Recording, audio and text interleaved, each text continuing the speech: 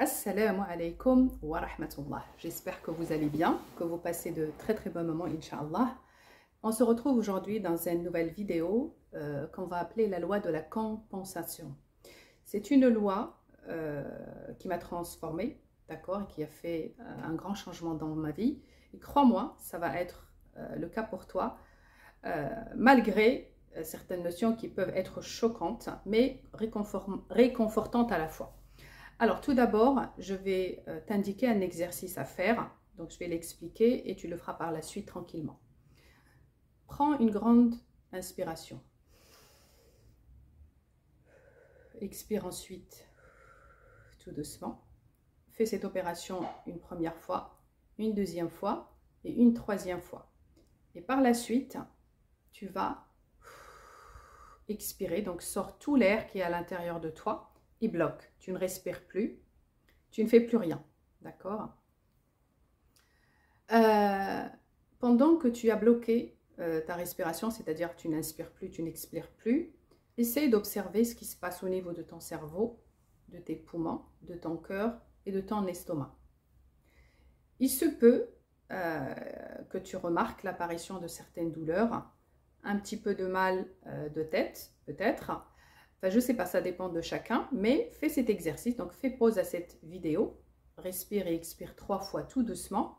Et après, expire tout l'air qui est à l'intérieur de toi tout doucement et bloque en observant ce qui va se passer au niveau de ton corps. Fais cette opération, par exemple, maximum pendant 30 secondes à 1 minute, grand maximum pour les personnes qui peuvent rester en apnée une petite minute, sinon moins.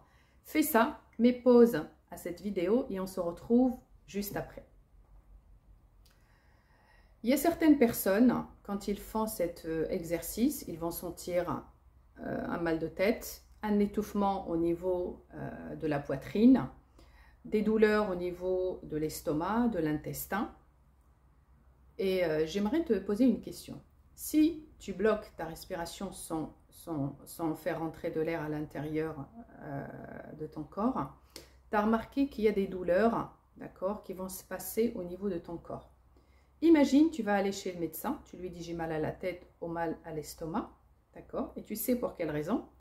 Lui, il va simplement soigner ton corps, il va soigner surtout l'effet, l'apparence de ce qui s'est passé réellement. Et donc, il va simplement essayer de camoufler, d'accord, et t'enlever les effets secondaires de la maladie. La loi de la compensation indique que chaque chose positive qui arrive dans la vie de l'être humain est une compensation d'une valeur manquante. Pour qu'on soit bien d'accord. Je vais donner un autre exemple pour vraiment que vous puissiez bien comprendre cette loi, pour que vous puissiez l'appliquer dans votre vie. Par contre, je vous préviens, il se peut qu'il y ait un bruit désagréable. Alors, je vais prendre, vous voyez cette bouteille? Regardez, comment vous la voyez? Elle est toute détruite. Je vais... Regardez. Donc, l'air a manqué à cette bouteille. Même si j'essaie de réparer ici, il y a un autre endroit foutu. Par contre, je lui remets de l'air. La vraie valeur qui manquait, eh bien, tout redevient comme avant. Eh bien, c'est le cas de tout un tas de gens. Ils ont mal au ventre, ils vont aller chez le médecin. Il va leur donner un médicament pour réparer les symptômes du mal de ventre. Et à partir de ce jour-là, ils vont souffrir de tout un tas de maux et ils vivent toute leur vie avec une valise de médicaments. Pourquoi? Parce que le médecin ne fait que vous soulager. Il répare les symptômes, mais personne ne s'est intéressé à la valeur qui est sortie, à la valeur manquante. Les personnes qui sont conscientes que quand la valeur sort ou quand il y a une valeur qui manque, la loi de compensation, eh bien, il va se manifester par une chose négative, d'accord, donc qui va se manifester à l'extérieur. Et les personnes donc, qui sont conscientes de cette loi, okay, ben, qu'est-ce qui se passe? Ils vont se concentrer sur la valeur manquante et inconsciemment, tout l'extérieur se répare. C'est pourquoi il est très important de faire attention à ce que je vais dire, et ça c'est vraiment une faveur d'Allah Azza wa Jal. Chaque chose négative qui m'arrive est l'absence d'une valeur manquante. Quand tu découvres la valeur manquante et quand tu vas apprendre et savoir comment l'alimenter, comment charger la valeur haute, eh bien automatiquement, la chose négative, elle va disparaître et se dissoudre automatiquement jusqu'à ne plus apparaître. L'être humain est une entité composée d'un corps, al-jasad ou al-nafs. Al-nafs, c'est le soi, d'accord? Allah Azza wa Jal nous a créé arwah, des âmes, et il nous a chargés, d'accord, ou il nous a habillés par un corps et on va dire par le soi et tout ce qui se passe dans notre vie qui charge la nafs, les envies, les désirs, les choses matérielles, c'est pas vraiment nous, d'accord, parce que si on s'identifie dans ces choses matérielles, nos envies, etc., c'est qu'on vit dans l'illusion, on est dans l'ego, en croyant que ce sont nos vrais besoins ou nos vraies envies. Mais c'est pas vrai, d'accord, ce ne sont pas nos vrais nous, c'est pas an al-haqiqi. Allah Azza wa Jal nous a chargé un nafs ala al-fitra sur des valeurs hautes, les belles valeurs, d'accord. Donc c'est pour cette raison, quand il y a un manque dans ces valeurs qui sont fitriya, naturelles, qu'Allah a mis à l'intérieur de nous, eh bien on attire toutes les choses fausses, toutes les choses négatives et ça crée tout simplement on va dire un déséquilibre au niveau du soi, un manque de séparation.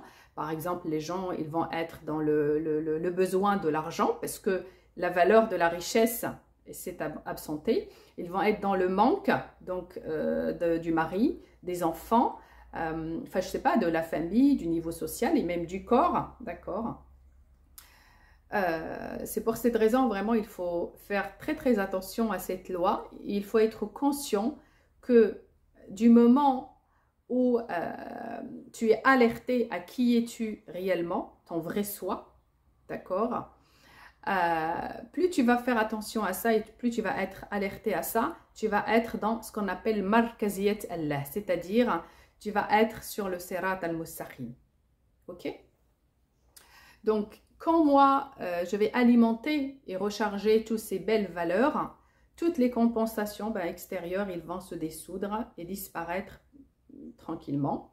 Donc, ce qui veut dire que tu vas comprendre qu'on ne travaille plus au niveau du monde extérieur, mais on travaille plus dans les mondes intérieurs. Ce que je veux que tu vraiment comprennes, c'est que les différents cercles ou les différentes sphères qui existent au niveau de l'univers, c'est tout simplement sous forme de valeurs. D'accord. En fait, il y a des valeurs et le contraire des valeurs. Il y a des cercles ou des sphères avec la valeur de la richesse. Et le contraire de ces sphères-là, c'est la pauvreté. Celui dont la nefs, dans le soi, est plein, par exemple, de richesse, d'accord, il est rempli correctement. En fait, son nefs, elle prend le cercle de la richesse et il manifeste autour de lui tout simplement la richesse. Et quand tu es en dehors de ces valeurs, eh bien qu'est-ce qui se passe quand tu es contresens? Eh bien tu attires le contraire de la richesse qui est la pauvreté. Pourquoi? Cette compensation, eh bien, il se manifeste à l'extérieur. Les problèmes, les obstacles, les pertes. Pourquoi? Parce que tu n'as pas ou tu n'es pas dans le sphère de la richesse. Tu n'es pas dans, on va dire, dans le bon sens, tout simplement. Il faut savoir que quand Allah dit Dieu ne change pas, c'est toujours un changement du positif vers le négatif.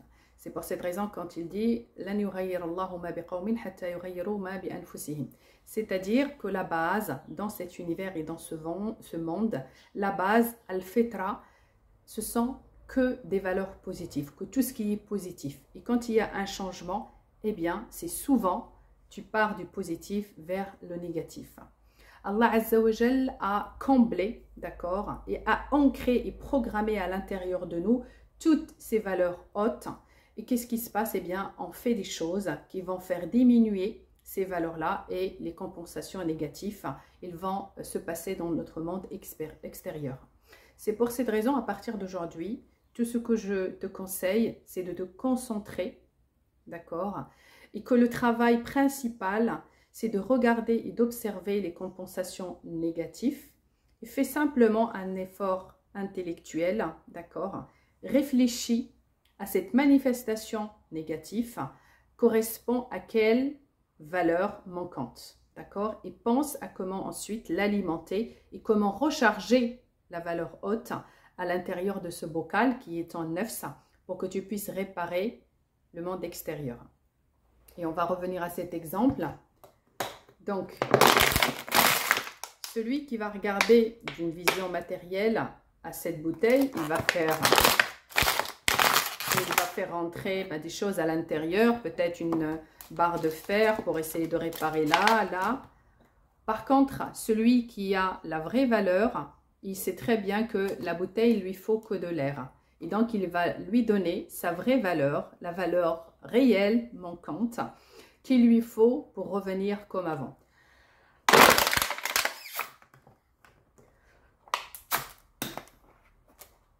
Vous voyez? C'est magique, hein, mais c'est pas de cette magie dont on parle. Vraiment, ce que je veux te transmettre, même si tu n'arrives pas à comprendre, essaye de combler, d'accord, et d'alimenter les vraies valeurs à l'intérieur de toi, même si je sais très bien que surtout les personnes qui vivent dans l'illusion du soi, d'accord, du faux soi, ils ne vont pas comprendre la liaison. Et de toute manière, la liaison, elle est toujours non linéaire. D'accord? On va dire ce chemin de conscience est un chemin qui va demander beaucoup d'efforts. Des fois, hein, il n'y a pas besoin de comprendre comment les choses se font. C'est d'ailleurs pour cette raison, vous voyez, c'est quand vous pensez ou quand vous réfléchissez à ce fameux hadith dans lequel le prophète il dit « Da'ou mardakum bis sadaqa », c'est-à-dire « guérissez vos malades avec l'aumône ». Beaucoup de gens qui vivent dans l'illusion, ils ne comprennent pas la différence. Comment, par le fait de sortir un aumône, quel que soit l'aumône, ça peut être sadaqa juste avec un sourire, parce que le sourire est une sadaqa, par l'argent, par la nourriture, par l'aide, rendre service à quelqu'un, c'est une sadaqa, et en fait, tu vas guérir quelqu'un. On ne va pas rentrer dans l'explication de ce hadith, mais tu viens combler une valeur manquante, d'accord? Pourquoi? Parce que as-sadaqa, le mot sadaqa en arabe vient du verbe at-tasdiq, d'accord?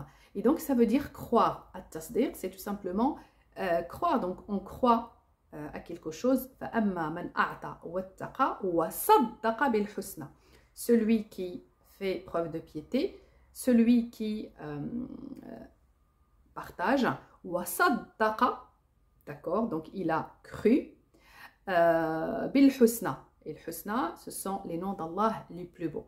Par exemple, juste pour que vous puissiez comprendre la liaison, et j'espère, hein, parce que ça va vraiment changer votre vie, mais je sais qu'il y a très très peu de gens hein, qui vont comprendre ce que je vais dire. En fait, at-tasdiq, le mot sadaqa, donc comme j'ai dit, vient du mot at-tasdiq, du verbe at-tasdiq, d'accord? En fait, comme si on peut dire certifié, mais à la base, at-tasdiq, c'est croire. Et en fait, quand tu crois au nom d'Allah les plus beaux, bil husna, parmi les noms d'Allah les plus beaux, al-ghani, d'accord? Donc ça, c'est un nom, par exemple, si on parle de la sadaqa. Par exemple, Allah Azza wa Jal, parmi ses noms, le riche, al-ghani, d'accord? Quand on croit qu'Allah est riche, d'accord, on y croit, ok? Qu'est-ce qui se passe? On est des adorateurs, abd, c'est pourquoi j'aime pas dire le mot serviteur. On n'est pas des serviteurs d'Allah puisqu'on sert Allah en rien du tout. Quand on sert quelqu'un, ce quelqu'un il profite, c'est-à-dire il a un bénéfice. Allah n'a aucun bénéfice de nous, d'accord? Mais on est plutôt des adorateurs d'Allah, ok? Abd égale adorateur. Ça vient du mot adoration et non pas service. En fait, on est des créatures qu'Allah Azza wa Jal a couronnées et a privilégiées et a honorées. Okay? On est donc ses adorateurs. Et notre adorateur ou notre Seigneur, c'est Allah. Et donc parmi ces noms, le nom du riche. Donc on croit qu'Allah est riche. Et vu qu'on est ses adorateurs et Allah nous aime, eh bien quand on ressent cette richesse, on sait très bien on imprègne à l'intérieur de nous la richesse, c'est-à-dire quand je vais sortir de l'argent ou quand je vais sortir une aide ou un sourire, je sais que je ne vais pas en manquer. Donc, du coup, le sentiment du manque n'existe plus. On sent la richesse à l'intérieur de nous. Ok? Donc, qu'est-ce qui se passe après? Eh bien, on n'est plus dans le besoin de la maladie. Ok? Parce qu'il n'y a plus de séparation. Ok? On sent qu'on n'est plus dans le besoin parce que, en général, quand vous dites que quelqu'un est riche, c'est-à-dire qu'il n'est plus dans le besoin de qui que ce soit ou de quoi que ce soit, d'accord, qu'il soit matériel, relationnel ou autre. Du coup, nous, on sent cette richesse. On est riche, on n'a pas besoin de santé, on n'a pas besoin d'argent. C'est pour cette raison, on donne sans compter parce qu'on sait automatiquement, vu qu'on est les adorateurs du riche, on est automatiquement riche. Et qu'est-ce qui se passe après? Au niveau de la loi d'attraction, de l'univers et tout ce que ces lois indiquent, qu'est-ce qui se passe? Eh bien, on a travaillé le monde intérieur, notre soi, notre nefs, nos ressentis et nos valeurs par le biais du don, par le biais du partage, le fait de rendre service, etc. Eh bien, on a travaillé un monde extérieur, donc on a travaillé nos valeurs. Et qu'est-ce qui se passe après? Automatiquement, le monde extérieur change. On va attirer la santé, on va attirer et manifester la richesse. Pour cette raison, Allah il dit, celui qui donne, eh bien Allah le lui rend multiplié par, je ne sais pas, des milliers de fois. Donc, c'est pour cette raison, voilà, j'insiste encore une fois, il faut être très alerté, il faut observer chaque chose qui se passe négatif, qui se passe dans votre vie, dans votre monde extérieur. N'essayez surtout pas de réparer votre monde extérieur, mais réparer le monde intérieur. Beaucoup de gens ils vont dire que je fais de la publicité pour mes formations, mais durant mes formations, j'apprends comment activer les noms d'Allah les plus beaux, notamment le nom du riche, et on y travaille pendant une semaine. Le nom d'Allah Al-Adim, le solide, le soutien, on y travaille pendant une semaine. On y travaille le mot Al-Wali, et on y travaille pendant une semaine. On travaille le nom Al-A'la, le plus haut, et on y travaille pendant une semaine. Donc en gros, il y a 7 semaines de travail jusqu'à la 8e semaine dans laquelle on travaille la mission de vie. D'accord? Vous savez très bien que je partage avec vous assez souvent et je reviens à chaque fois à ce sujet. Pourquoi? Parce que, comme Allah il dit, on ne vous a pas créé pour rien, pour manger, s'accoupler et pour dormir, aller en vacances, tout ça, les animaux le font mieux que nous. On a une mission, d'accord? Et cette mission, on peut la découvrir qu'une fois on a assouvi, on a alimenté et on a chargé nos valeurs les plus hautes. Et ces valeurs-là, on les a tous sans aucune exception. Parce que Allah Azza wa Jal nous a tous créés de la même manière. Celui qui comble, celui qui recharge et alimente ces valeurs hautes, arrive à sa mission de vie, arrive à vivre dans le naïm et être parmi as-salihin, les bonnes personnes à qui Allah Azza wa Jal a confié l'héritage de la terre. Bon, je vais m'arrêter là pour aujourd'hui. C'est tout ce que j'avais à partager avec vous concernant cette loi. La prochaine vidéo, on va parler un peu plus en détail de la magie des valeurs. En attendant, prenez bien soin de vous et je vous dis à très bientôt.